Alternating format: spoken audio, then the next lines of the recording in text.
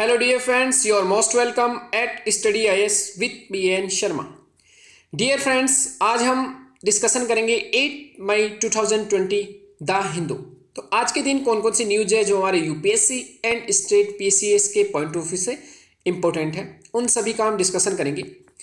Discussion start करने से पहले जो भी स्टूडेंट अनअकैडमी प्लस सब्सक्रिप्शन लेने की सोच रहे हो और जो लेना चाहते हैं वो स्टडी आईएस कोड यूज कर एक्स्ट्रा डिस्काउंट का आप लाभ उठा सकते हो, बेनिफिट उठा सकते हो। आप जनरल कोई भी कोड यूज करोगे तो आपको एक्स्ट्रा बेनिफिट नहीं मिलता है। अगर आप स्टडी आईएस कोड यूज करोगे तो आपको एक्स्ट्रा डिस्काउंट मिलेगा अनअकैडमी प्लस सब्सक्रिप्शन पर। ये सभी सोशल मीडिया प्लेटफॉर्म है जहां पर आपकी यूपीएससी प्रिपरेशन से रिगार्डिंग कोई क्वेरी हो, अनअकैडमी प्लस सब्सक्रिप्शन से संबंधित कोई भी आपको क्वेश्चंस पूछने हो तो आप टेलीग्राम कर सकते हो, टेलीग्राम चैनल ज्वाइन कर सकते हो, इंस्टाग्राम, फेसबुक एंड मेल, ये सभी करके आप बेनिफिट उठा सकते हो। आज हम स्टार्ट करेंगे 8 मई 2020। उससे पहले हम 7 मई में एक आपको क्वेश्चन दिया था, उसका हम डिस्कशन करेंगे। एनबीएफसी से संबंधित था कि भारत में एनबीएफसी कंपनियों के संदर्भ में निम्नलिखित में से कौन सा कथनों पर विचार कीजिए। प्रीवियस ईयर का क्वेश्चन है यूपीएससी का। ये सरकार द्वारा जारी प्रतिभूतियों का अधिग्रहण में भाग नहीं लेते। ऐसा कोई भी काम नहीं जो एनबीएफसी नहीं करती है। जनरली सारे काम में भाग लेती है एनबीएफसी, प्रतिभूतियों को खरीदना, बेचना, लोन पर पैसा देना, ये सभी। तो एक स्टेटमेंट क्या हो जाएगा? गलत। ये बचत खाते की तरह मीन्स सेविंग अकाउंट की तरह मांग जमा, हमने देखा था डिमांड डिपॉजिट, ये एक्सेप्ट नहीं करती है। तो यहां पर बोल रहा है नहीं करती है, तो ये स्टेटमेंट क्या हो जाएगा? करेक्ट। और यहां पूछा है कौन सा कथन सही है, तो सही कथन क्या हो जाएगा? केवल दो। तो आंसर क्या हो जाएगा? Only B. किसी का गलत भी हुआ है तो आप जरूर देख लेना, बाकी आंसर यहां क्या है? B option. अब देखते हैं 8 मई 2020। फर्स्ट न्यूज है MCLR, marginal cost of fund based lending rate, कोषों की सीमांत लागत पर आधारित उधारी दर। एसबीआई ने हाल ही में क्या कर दिया? 15 बेस पॉइंट कम कर दिया अपनी एमसीएलआर को, marginal cost of fund based lending rate को। बैंकिंग की भाषा में 1% का मतलब होता है 100 बेस पॉइंट्स। तो अगर 15 बेस पॉइंट अगर घटा रहा है बैंक तो दिखने में अच्छा लगता है 0.15% ओनली, 0.15%। तो ये दिखने में अच्छा लगता है। अगर वो 0.15% लगता है तो ऐसे लगता है कि बहुत कम किया है, लेकिन 15 बेस पॉइंट कोई समझ में नहीं आए सामान्य नागरिक के। तो ये सभी टर्मिनोलॉजी ऐसे यूज करते हैं बैंकिंग में। एमसीएलआर हम देखेंगे एमसीएलआर है क्या, ये हमारा टॉपिक रहेगा आज का। सेकंड जो टॉपिक है वो है इलेक्शन पैंडेमिक, द हिंदू के पेज नंबर 6। तो इस पर एक बार पहले स्टार्ट में बात कर लेते हैं, ये क्या कहना चाह रहा है। संविधान में हमारा क्या प्रावधान है कि 6 मंथ तक, जैसे उद्धव ठाकरे साहब और गवर्नर जो थे महाराष्ट्र के, उनके बीच में थोड़ा सा टकराव चल रहा था इलेक्शंस को लेकर, वहां पर उनका हमारे संविधान में ये कि कोई भी व्यक्ति अगर संविधान में के अनुसार संसद मीन्स पार्लियामेंट और स्टेट लेजिस्लेचर जितने भी है, राज्य विधानमंडल, अगर उनका सदस्य नहीं है, स्टेट लेजिस्लेचर एंड पार्लियामेंट उनका मेंबर नहीं है, उसके बावजूद वो मंत्री बनकर रह सकता है 6 मंथ्स के लिए। ऐसा ही हुआ उद्धव ठाकरे साहब के केस में। उनके 6 महीने भी कंप्लीट होने वाले हैं। वो वहाँ के राज्य विधानमंडल मीन्स ना तो स्टेट लेजिस्लेचर असेंबली ना ही स्टेट लेजिस्लेचर काउंसिल, किसी के सदस्य नहीं है। उनका टर्म पूरा होने वाला है 6 मंथ्स का। तो उनको जरूरत ये थी कि वो कहीं से चुनकर आए, या फिर मेन उनका था कि जो गवर्नर है वो नॉमिनेट कर ले उनको, कहाँ पर? स्टेट लेजिस्लेचर काउंसिल में। क्योंकि एक प्रावधान क्या है हमारे संविधान में कि आर्टिकल 171(3) और आर्टिकल 171(5), अगर आर्टिकल नहीं भी याद रहे तो कोई दिक्कत नहीं, गवर्नर के पास ये पावर है कि नॉमिनेट कर सकता है कि पर्सन विथ स्पेशल नॉलेज। अगर किसी पर्सन के पास भी स्पेशल नॉलेज है तो वो राज्य विधान परिषद है, स्टेट लेजिस्लेचर काउंसिल, वहां पर उसको चुनकर भेज सकता है, नॉमिनेट कर सकता है, नामित कर सकता है। लेकिन ऐसा उनके केस में नहीं हुआ। उन्होंने मना भी नहीं किया। जो उन्होंने प्रोसेस थी उसको काफ़ी लेट कर दिया। उसके बाद अब क्या हो रहा है कि वहाँ पर इलेक्शन हो रहा है, कहाँ पर? राज्य विधान परिषद के। अब इलेक्शन के थ्रू वो चुनकर आएंगे। अब हम देखते हैं यहाँ पर क्या है। SR Chaudhary versus state of Punjab, जो हमको याद रखना है, 2001 में सुप्रीम कोर्ट ने एक जजमेंट दिया। उसमें ये कहा कि क्या इनके 6 महीने से ज़्यादा इनका जो टर्म पीरियड है अगर कोई मुख्यमंत्री है उसका टर्म पीरियड बढ़ा नहीं सकते 6 से ज़्यादा, ये तो इलेक्शन कमीशन के हाथ में है। तो इस केस में सुप्रीम कोर्ट ने कहा कि without member extend as term of office, means उसका जो कार्यकाल है उसको बढ़ाना जबकि वो मेंबर नहीं है, तो ये जो हमारा प्रतिनिधित्व की सरकार का जो उल्लंघन है उसकी भावना का, क्योंकि जो भी सदस्य हैं वो चुनकर आते हैं, लोग उनको चुनकर भेजते हैं। आप बिना चुने, अगर बिना चुने हुए अगर सदस्य रहते हो, बिना सदस्य रहते हुए अगर आप मंत्री या मुख्यमंत्री बनते हो, तो ये कहीं ना कहीं प्रतिनिधित्व की जो सरकार है उसका भावनाओं का उल्लंघन है, ऐसा सुप्रीम कोर्ट ने अपने केस में 2001 में कहा। यहां पर याद रखना कि यहां पर एक और पॉइंट है, इलेक्शन कमीशन इलेक्शंस को पोस्टपोन कर सकती है, मीन्स स्थगित कर सकती है।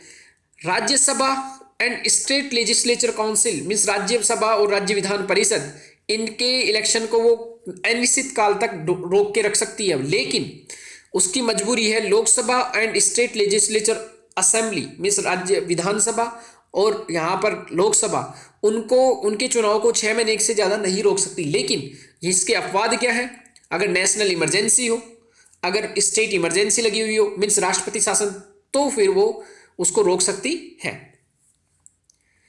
नेक्स्ट जो टॉपिक है द हिंदू के पेज नंबर 7 पर, पब्लिक हेल्थ सर्विसेज। क्या public health service fundamental right होना चाहिए?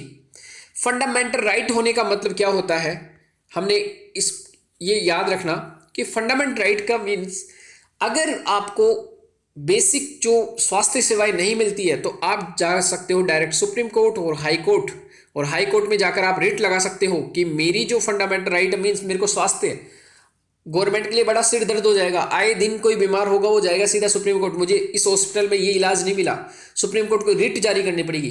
फंडामेंटल राइट के केस में अगर आपको स्वास्थ्य सेवा नहीं मिलती है अगर, तो आप directly supreme court high court में जाकर रिट जारी करवा सकते हो गवर्नमेंट के अगेंस्ट। तो फंडामेंटल राइट ये होता है, इसमें आप directly supreme court high court जा सकते हो।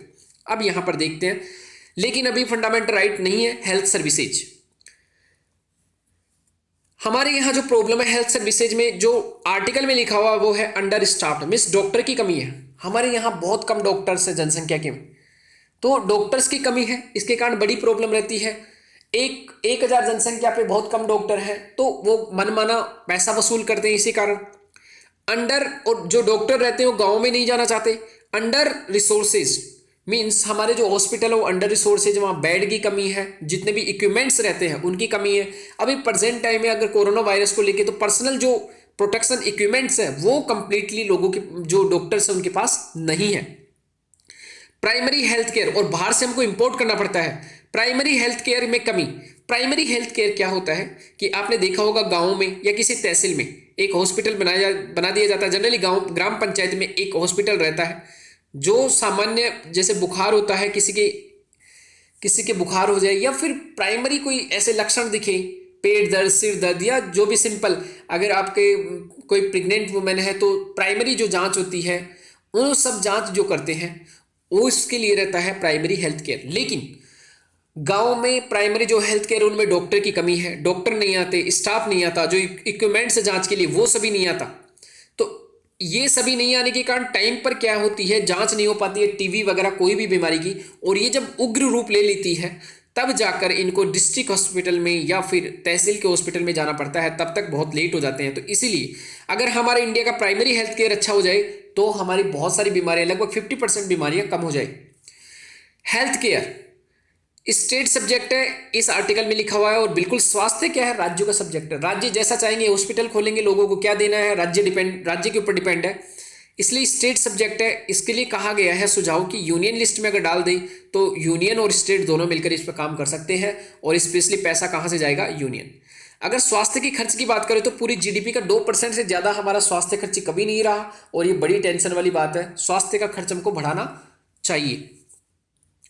65% पॉपुलेशन हमारी, ये मैंने ऐड किया है, out of pocket expenditure, means जब भी बुखार हो जाता है, किसी को कोई बीमारी होती है, तो 65% जनसंख्या वो रहती है जो आउट ऑफ पॉकेट, मीन्स उसको जरूरत है स्वास्थ्य के लिए 5 लाख, लेकिन उसके जेब में है केवल 1 लाख, तो 4 लाख रुपए अपनी पॉकेट से बाहर से वो लेगा, 4 लाख, और बाद में इसी पैसे को चुकाने के लिए उसको पूरी जिंदगी भर लगा देनी पड़ती है। और उसकी जो संपत्ति रहती है, जो उसके पॉकेट में अभी है नहीं, उसके पॉकेट में इतना पावर नहीं है कि वो उसको सहन कर सके, उसके बावजूद भी इसको स्वास्थ्य का मामला है इसलिए खर्च करना ही पड़ेगा।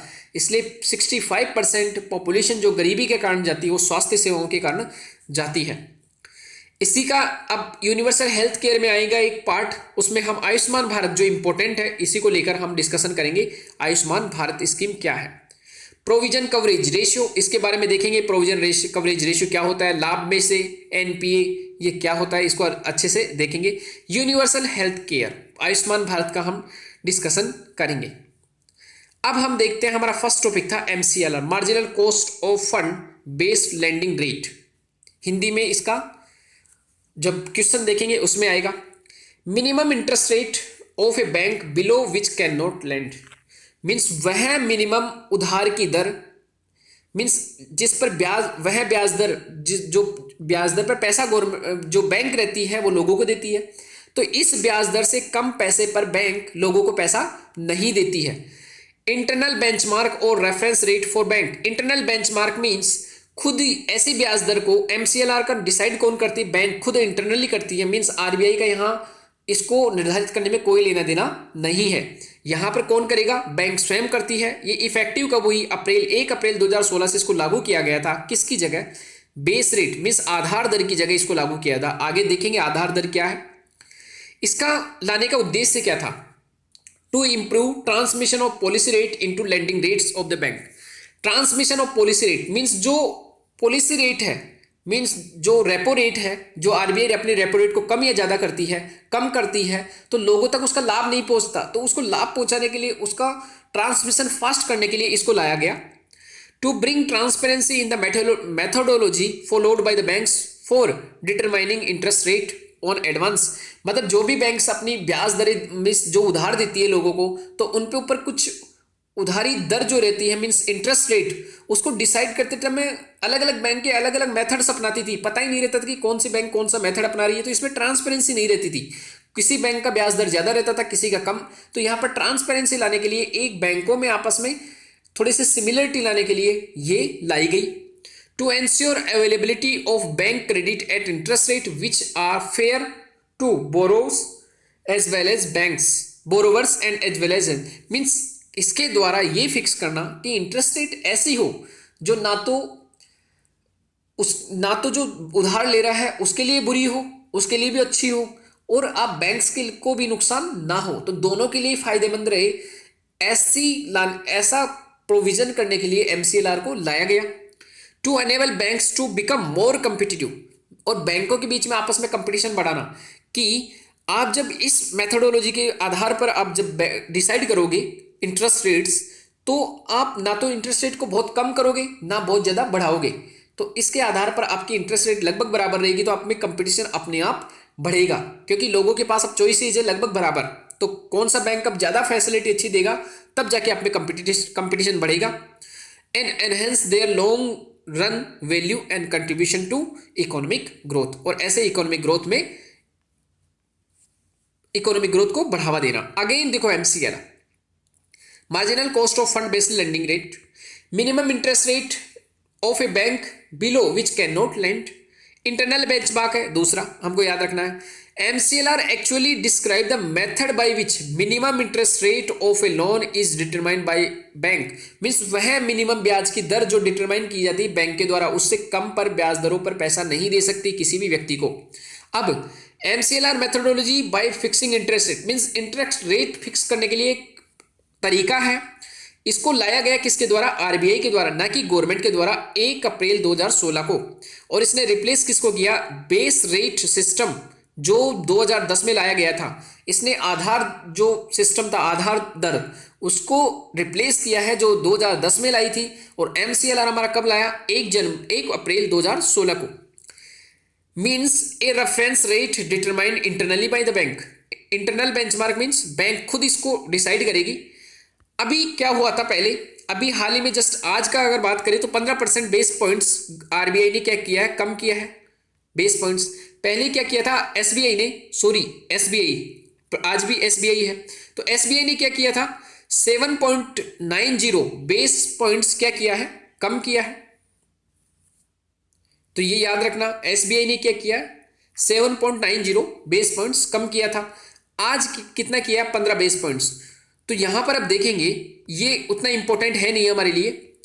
यहां से हमको क्या करना है, MCLR sensitive to change in policy rate, means जैसे ही रेपो रेट को कम करेंगे तो आपका जो इंटरेस्ट रेट है वो भी कम होंगे। Effective implementation of monetary policy, जो मॉनेटरी पॉलिसी है, मौद्रिक नीति है आरबीआई जो बनाती है, उसके तहत तो रेपो रेट को कम करती है, उसका लाभ ग्राहकों तक कैसे पहुंचे, मॉनेटरी पॉलिसी को कैसे लागू करें, उसको इफेक्टिव लागू करने के लिए एमसीआर लाया गया। पॉलिसी रेट का ट्रांसमिशन किसमें, लेंडिंग रेट्स में, मींस आप पॉलिसी रेट में कमी करते हो मींस रेपो रेट में, तो आपकी जो लेंडिंग रेट है मींस जो उधारी दर है जो बैंक्स देती है लोगों को, उस पर भी लाभ पहुंचना चाहिए। ट्रांसपेरेंसी, बैंक की मेथोडोलॉजी में हमने पहले देखा था, और बैंकों के बीच में कंपिटिटिवनेस। अब आरबीआई ने क्या किया है, made mandatory for all banks to link all the new floating rates, floating loans, personal, retail and loan to MSME. Loan दो प्रकार के रहते हैं, एक होता है फ्लोटिंग, एक रहता है फिक्स रेट। मींस आज अगर आपने 8% पर इंटरेस्ट रेट पर पैसा लिया है तो वो उतना ही रहेगा हमेशा, जब तक आपका 1 साल तक आप चुका नहीं दो।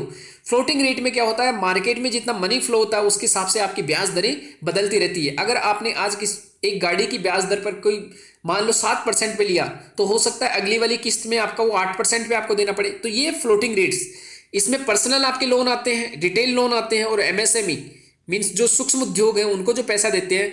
तो आरबीआई ने बोला था कि एमसीएलआर को आप सभी फ्लोटिंग रेट से जोड़ा जाए, और वैसे MCLR fix interest rate and floating interest rate दोनों पर लागू होती है। To extend benchmark 1 October 2019, M क्या था, faster transmission of monetary policy rates. तो यहां पर 1 अक्टूबर 2019 से इनको लागू करना था, इसको मींस सभी फ्लोटिंग रेट्स को लिंक करना है एमसीएलआर से। अब एक प्रॉब्लम देखेंगे, MCLR marginal cost of fund based lending rate. Indian express के पेज नंबर 17 पे एक बार एडिटोरियल आया था 1 महीने पहले ही। यहां पर क्या कहा गया, इसको देखेंगे। 2016 में रिप्लेस किया गया बेस रेट के द्वारा किसको, एमसीएलआर को। First marginal cost of fund based lending rate है, मींस न्यूनतम ब्याज दरें निर्धारण करने के लिए लाया है। मार्जिनल कॉस्ट ऑफ फंड क्या होता है कि बैंक अपना मिनिमम कितना कॉस्ट आ जाता है फंड पर, उसको एक बार निकाल ले, उसके बाद और ज्यादा नहीं जोड़ सकता कि और ये भी कॉस्ट है। मिनिमम निकाल लो कि इतनी कॉस्ट हमारे 1 रुपए पर इतनी कॉस्ट। अगर बैंक के पास 1 रुपए है तो उस 1 रुपए को मेंटेन करने के लिए हमारे पास अगर 80 पैसे का खर्चा आता है या 70 पैसे का खर्चा आता है मैक्सिमम, तो उसके बाद आप एक पैसा भी नहीं जोड़ सकते। उसके बाद आप ब्याज दरें डिसाइड करो ताकि फिक्स रहे कि इससे ज्यादा जो पैसा आपके पास बचा हुआ पूरा लाभ का है। फायदा क्या होगा इससे, मॉनेटरी पॉलिसी का बेहतर ट्रांसमिशन के लिए लाया गया था, लेकिन इससे भी कोई फायदा नहीं मिल रहा था। इसीलिए अक्टूबर 2019 से क्या किया आरबीआई ने कि आप रेपो से डायरेक्ट लिंक करो अपनी उधारी दर को।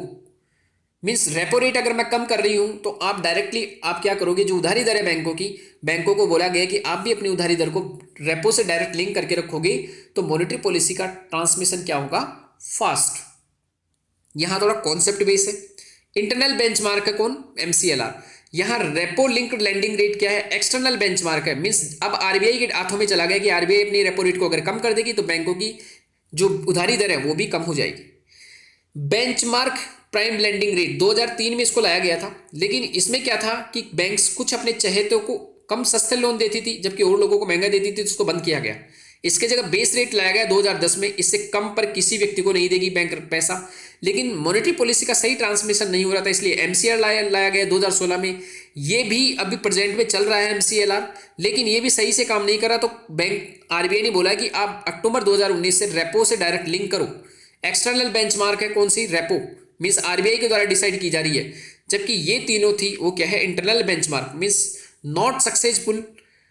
क्योंकि ये तीनों इसलिए सक्सेसफुल नहीं हुई कि आरबीआई यहां रेपो रेट को कम कर रही है बार बार, लेकिन बैंक्स अपनी इंटरेस्ट रेट को कम नहीं कर रही थी, इसलिए ट्रांसमिशन ऑफ पॉलिसी रेट क्या हुआ, स्लो हुआ यहां पर।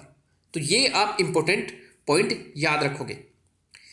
अब हमने बात किया था कि ये 5 जनवरी 2020 आयुष्मान भारत का एक बहुत इंपॉर्टेंट पूरा यूनिवर्सल हेल्थ पे आया था, तो मैंने सोचा इसको एक बार डिस्कशन कर लेते हैं, क्योंकि आज की न्यूज में उतना ज़्यादा नहीं था, लेकिन आयुष्मान भारत हमारे लिए यूनिवर्सल हेल्थ की तरफ एक कदम है, तो उसको हमको पढ़ना चाहिए। तो आयुष्मान भारत जन आरोग्य योजना, इसके बारे में हम पढ़ेंगे आज। Ayushman Bharat recommended by national health policy 2017 universal health coverage. Universal health coverage का मीन्स हमारे जितने भी लोग हैं सबको एक स्वास्थ्य सेवा मिले। आयुष्मान भारत के दो कंपोनेंट हैं, दो इसके भाग हैं, इससे कंफ्यूजन नहीं होना। फर्स्ट है हेल्थ एंड वेलनेस सेंटर, दूसरा इसमें पीएमजे प्रधानमंत्री जन आरोग्य योजना। तो ये अलग पार्ट है, ये अलग पार्ट है। Ayushman Bharat health and wellness centre, Ayushman Bharat प्रधानमंत्री जन आरोग्य योजना, ऐसे लिखकर आता ही। हेल्थ एंड वेलनेस सेंटर में क्या होगा, जो प्राइमरी हेल्थ केयर सेंटर है उनको ट्रांसफॉर्म किया जाएगा हेल्थ एंड वेलनेस सेंटर्स में, जिसमें हमारे यहाँ कॉम्प्रेहेंसिव प्राइमरी हेल्थ केयर रहेगी, मतलब सारी हेल्थ केयर रहेगी, सभी ड्रग्स रहेगी, जो दवाइयाँ हैं, और डायग्नोस्टिक सर्विसेज, जो जांच के लिए जो जरूरी सामान है वो फ्री में मिलेगा सभी को इसके तहत। जो सेकंड कंपोनेंट है उसमें प्रधानमंत्री जन आरोग्य योजना, उस कंपोनेंट में क्या होगा, अंडर आयुष्मान भारत इसका एम क्या है, providing health insurance coverage 5 lakh पर फैमिली पर ईयर। एक फैमिली को 5 लाख रुपए पर फैमिली मिलेगा, लेकिन किस काम के लिए, टर्सरी एंड सेकेंडरी हॉस्पिटल, जब हॉस्पिटल में भर्ती होगा और उसको सेकेंडरी और टर्सरी जब जरूरत रहेगी, मीन्स जांच की जरूरत रहेगी या कोई भी उनका ट्रीटमेंट की जरूरत रहेगी। यहां पर प्राइमरी हेल्थ केयर में ये सुविधा नहीं मिलेगी, ये फ्री है। यहां पर 5 लाख रुपए आपको मिलेगा, लेकिन ये केवल उन्हीं को मिलेगा जो गरीब हैं, और सोशियो इकोनॉमिक हेल्थ सेंसस जो डाटा है 2011 उसके आधार पर इनका कार्ड इश्यू होगा। इसी का ओल्ड नाम था नेशनल हेल्थ प्रोटेक्शन स्कीम, तो कंफ्यूज नहीं होना है। यहां पर फैमिली साइज पे कोई कैप नहीं है, मींस फैमिली की साइज कितनी भी हो सकती है, कितने भी सदस्य 5 लाख के अंदर आ सकते हैं। 23 सितंबर 2018 में इसको स्टार्ट किया गया था। अब देखते हैं, हमारी जो बॉटम 40% है वो पॉपुलेशन पुअर है, तो उसके लिए जरूरी हमको हेल्थ सर्विसेज होना चाहिए। 2008 में हमने लेकर आए थे राष्ट्रीय स्वास्थ्य बीमा योजना, लेकिन इसमें प्रॉब्लम क्या थी, इसमें फैमिली साइज 5 से ज़्यादा नहीं हो, 5 से ज़्यादा लोग इसका फायदा नहीं उठा पाते थे, और इसमें family includes without socio economic caste census. यहां पर फैमिली का जो सिलेक्शन किया गया था उसमें आप ये जो कास्ट सेंसस है उसका यूज नहीं किया गया था, तो किस आधार पर किया गया, एक मन मर्जी के आधार पर इसका किया गया। लेकिन प्रेजेंट में जो किया गया है वो आपको गरीबी, बिल्कुल कौन गरीब है उसी के आधार पर उनको किया गया है। हाउस होल्ड इंक्लूड्स मीन्स जो आयुष्मान भारत में जो हाउस होल्ड को इंक्लूड किया जाएगा, फैमिलीज को इंक्लूड किया जाएगा, परिवारों को, वो कितने वंचित हैं, उनके पास संसाधनों की कितनी कमी है, रूरल एरिया में ये देखा जाएगा, और अर्बन एरिया में ये देखा जाएगा कि उनका ऑक्यूपेशन क्या है, क्या मजदूरी करते हैं। तो यहाँ पर उनको देखा जाएगा कि क्या संपत्ति नहीं है, क्या उनके पास घर नहीं है, यहाँ पर देखा जाएगा कि वो काम क्या करते हैं शहर में। अब इंप्लीमेंटिंग एजेंसी कौन सी इसकी, नेशनल हेल्थ अथॉरिटी। इसके बारे में थोड़ा सा देखते हैं। नेशनल हेल्थ अथॉरिटी, इसको लाया गया था नेशनल हेल्थ एजेंसी की जगह, under ministry of health and family welfare, स्वास्थ्य और परिवार कल्याण मंत्रालय के अंतर्गत, और ये गवर्न होती है गवर्निंग बोर्ड के अंतर्गत, और इसका चेयरमैन रहता है union minister of health and family welfare. ये आप याद रखोगे, ये सब याद रखोगे। फंक्शन क्या है इसका, सभी स्टेट में कोऑर्डिनेशन करके रखना, अवेयरनेस फैलाना, जागरूकता, कभी किसी को प्रॉब्लम आए तो उसकी जो भी प्रॉब्लम है उनको सोल्व करना, prevention, detection and control means लोगों को कैसे बचाया जाए, और मॉनिटरिंग करना कि कहीं फ्रॉड तो नहीं चल रहा आयुष्मान भारत में, ये सभी देखना है किसका काम। नेशनल हेल्थ प्रोटेक्शन जो स्कीम है उसके तहत जो अथॉरिटी बनाई गई है नेशनल हेल्थ अथॉरिटी, उसका काम ये है। प्रोविजनिंग कवरेज रेशियो, ये हमने पेज नंबर 14 पर आया है, आज पेज नंबर 15 पर आया है ये प्रोविजनिंग कवरेज रेशियो। तो क्या होता है, the ratio of provisioning to gross NPA. जब भी बैंक से कोई लोन लेते हैं, अगर वो लोन नहीं चुकाते हैं तो वो एनपीए हो जाता है, non performing asset, means bank को उनसे नुकसान होता है। तो बैंक अब अपनी बैलेंस शीट को सही करने के लिए, सही दिखाने के लिए क्या करेगा कि इस जो लॉस हुआ है उसकी भरपाई करने के लिए अपने लाभ को कम कर देती है। तो ये क्या करता है, indicates that the extent of funds A bank has kept aside the covered loan losses, means अपना जो लाभ है उससे कुछ पैसा निकाल कर इस टाइप से रख देती है बैंक, ताकि अपना जो लॉस हुआ है एनपीए के कारण उसकी भरपाई कर सके। इससे उसका प्रॉफिट कम हो जाता है बैंक का, क्योंकि प्रॉफिट में से पैसा लॉस के लिए रखता है। अब क्या होगा, जैसे बैंक का अगर पीसीआर बढ़ता है तो इसका मीन्स क्या होता है कि गुड फॉर बैलेंस शीट, जो बैंक की बैलेंस शीट है उसके लिए अच्छा है। बैंक ए है उसका पीसीआर 70 है, बैंक बी है उसका पीसीआर 90 है, तो गुड कंडीशन में कौन है, बैंक बी, क्योंकि उसने केवल 10% बैड लोन कवर्ड नहीं किया है यहाँ पर 30% बैड लोन अभी कवर नहीं हुआ, मीन्स अभी उसको 30% का घाटा हुआ है लोन बांटने से, और वो लोन नहीं आएंगे। यहाँ पर अभी जो उसको 100% लॉस हुआ था लोन के कारण, मीन्स जो एनपी के कारण, उसमें से उसने 90% का क्या कर लिया, भरपाई कर लिया अपने प्रॉफिट से।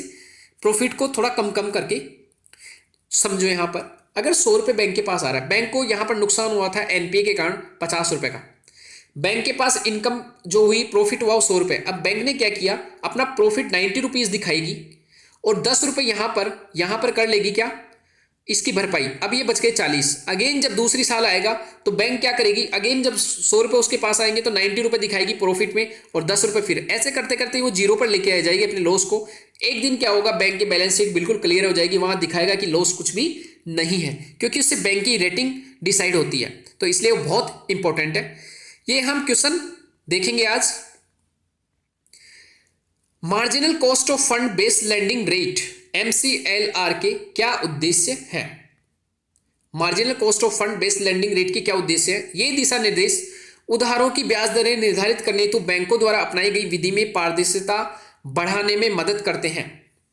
मीन्स ये दिशा निर्देश उधारों की ब्याज दरें, मीन्स जो उधार देती है बैंक्स, लेंडिंग देती है, उस ब्याज दरों को निर्धारित करने के लिए बैंकों द्वारा अपनाई गई विधि में पारदर्शिता, मीन्स ट्रांसपेरेंसी लाने के लिए। तो हमने देखा था बिल्कुल ही सही है।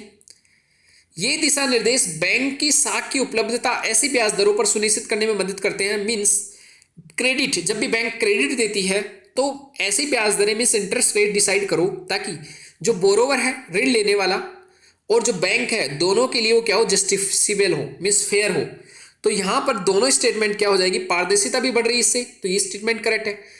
यहाँ पर दोनों के लिए, ऋण लेने वाले और बैंक दोनों के लिए जस्टिफिएबल हो, तो ये भी सही है। तो यहाँ क्या पूछ रहा है, नीचे दिए गए कूट का प्रयोग कर सही उत्तर को चुने। तो दोनों ऑप्शन क्या है यहाँ पर, करेक्ट ऑप्शन। ऑप्शन ए भी करेक्ट है, 1 भी करेक्ट है और सेकंड भी करेक्ट है। तो माय डियर फ्रेंड्स, ये सभी टॉपिक्स हमने कवर किए हैं आज द हिंदू में। जो पेज नंबर यहाँ पर सभी के लिखे हुए हैं कि कहाँ कहाँ से हमने न्यूज़ ली है, MCLR।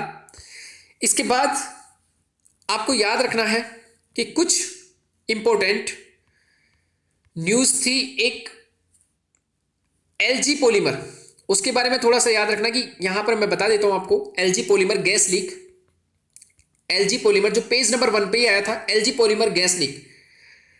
टायरीन जो गैस थी उसके द्वारा वहाँ पर लीक हुआ था, और वो जब एनवायरनमेंट में मिलती है तो थोड़ा कार्बन मोनोऑक्साइड भी बनाती है, और उसके कारण ऐसा कोई सिम्टम नहीं है बॉडी में जो नहीं आता हो। नर्वस सिस्टम को इफेक्ट करती है, हमारा जो पाचन तंत्र है, गैस्ट्रोइंटेस्टाइन, उसको इफेक्ट करती है। इरिटेशन होता है, जो कलर है, विजन चेंज हो जाता है, जो हमारी त्वचा है उसके ऊपर कलर चेंज हो जाता है, और सांस लेने में काफ़ी दिक्कत आती है। तो सिर्फ इतना सा सिम्टम्स याद रखना। उसको देखकर थोड़ा सा भोपाल की जो गैस त्रासदी है वो मुझे 1984 वाली याद आ रही थी। तो LG पॉलीमर्स, टायरीन ये जो गैस थी, इसके बारे में याद रखना। ये पॉलीमर बनाने में काम आती है। पॉलीमर क्या होती है, जो हमारे जितने भी प्लास्टिक की जो चीज़ें हैं उनको बनाने में पॉलीमर्स काम आते हैं। तो ये सभी न्यूज़ आज जो थी पेपर में, उन सभी का हमने डिस्कशन किया। तो माय डियर फ्रेंड्स, लास्ट वाला जो क्वेश्चन था उसको अच्छे से देखना आप। हमने उसको MCLR का अच्छे से डिस्कशन किया है। MCLR एग्जाम के पॉइंट ऑफ व्यू बहुत इंपॉर्टेंट है, क्योंकि जो RBI मॉनेटरी पॉलिसी में कमी कर रही है, मॉनेटरी पॉलिसी के तहत वो जो रेपो रेट में कमी करती है, वो उधारी दर तक, मीन्स लोगों तक उसका लाभ नहीं पहुंच रहा है। इसीलिए यह हमेशा एक इम्पोर्टेंट पॉइंट बन जाता है UPSC के लिए, एक इंपॉर्टेंट टॉपिक बन जाता है। हो सकता है कि इसमें मेंस में भी क्वेश्चन पूछ ले। तो माय डियर फ्रेंड्स, थोड़ा सा आप इसके बीच लिए अवेयर रहे। तो thank you very much for today's news discussion.